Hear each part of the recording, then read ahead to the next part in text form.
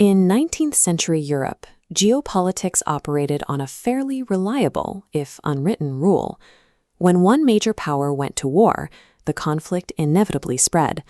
Treaties triggered alliances, and soon an isolated dispute would pull in the entire continent, using the Napoleonic Wars as the baseline expectation. So when French Emperor Napoleon III decided to boost his domestic prestige by demanding religious protections for Catholics within the Ottoman Empire, he set a collision course with Russia. Bribes were paid in Constantinople, border disputes flared into invasions, and the spark soon ignited a massive coalition war. Russia now found itself fighting the combined forces of France, Britain, Sardinia, and the Ottoman Empire. Given the historical norm, you would expect the continent's two remaining heavyweights to enter the fray, especially since both sides offered them considerable bribes to join. Yet the Austrian Empire and the Kingdom of Prussia stayed home. Austria and Prussia weaponized their silence. Through a series of aggressive, highly calculated maneuvers, they manipulated the war's outcome and guaranteed their own future destruction. Russia entirely expected the Austrian Empire to join their side.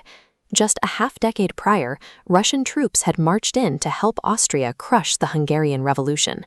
The debt was fresh, and the Russians anticipated a return on that investment. But Emperor Franz Joseph saw a threat where Russia saw a friendship. He viewed the Balkans as Austria's exclusive sphere of influence, and watching advancing Russian forces march toward his southern border triggered immediate alarm.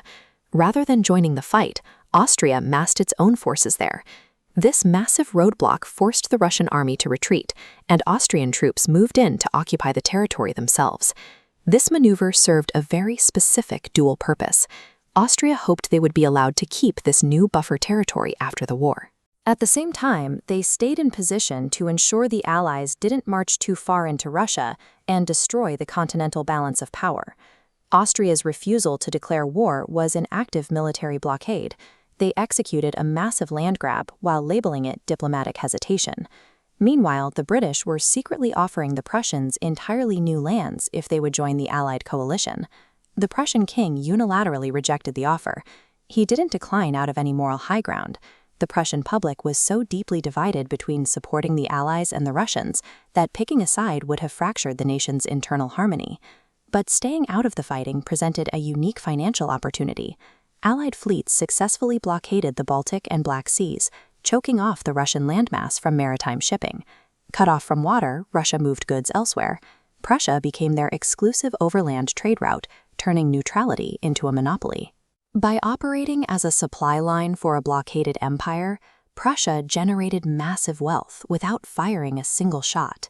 They proved that refusing to fight can be more profitable than winning. With the conflict dragging on, Austria used its newly positioned troops to force a freeze.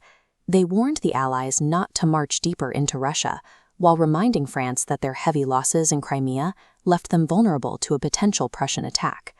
Under this pressure, the war ended without major Russian territorial concessions. Austria appeared to have gained land for free, while Prussia experienced a massive economic boom. But the long-term cost was catastrophic. The Russian emperor felt so deeply betrayed by the Austrian military posturing that he permanently shifted his diplomatic favor away from Vienna and toward Prussia. 1 decade later, Prussia and Austria went to war against each other. Austria, suddenly facing a modernizing Prussian military, desperately needed allies to survive. Remembering the betrayal during the Crimean War, Russia sat back and watched as Prussia utterly crushed the Austrian Empire. In the grand game of geopolitics, weaponizing neutrality might win you the decade, but the resulting diplomatic isolation will cost you the century.